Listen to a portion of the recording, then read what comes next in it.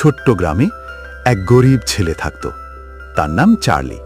সে তার পরিবারকে খুব ভালোবাসত, আর চকলেট তার ছিল সবথেকে প্রিয়, যদিও সে প্রায়ই তা কিনে খেতে পারত না।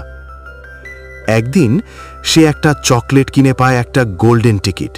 সেই টিকিট দিয়ে সে যেতে পারে উইলি ওয়াঙ্কার জাদুকরি চকলেট ফ্যাক্টরিতে। সেখানে তার সাথে আরও 4টে বাচ্চা আসে, যারা ছিল লোভী আর একটু দুষ্টু। ফ্যাক্টরিতে নানা রকম মজার ঘটনা ঘটে, আর এক এক করে বাচ্চারা বাদ পড়ে যায়।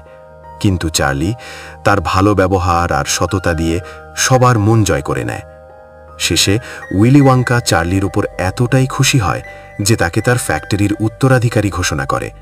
চার্লি প্রথমে অবাক হয়, কিন্তু সে বলে যে পরিবার তার আর কিছুই চায় না। এই কথা শুনে ওয়াঙ্কা আরও মুগ্ধ হয় আর বলে যে চার্লির মতো ভালো মনের মানুষই ফ্যাক্টরি চালানোর যোগ্য।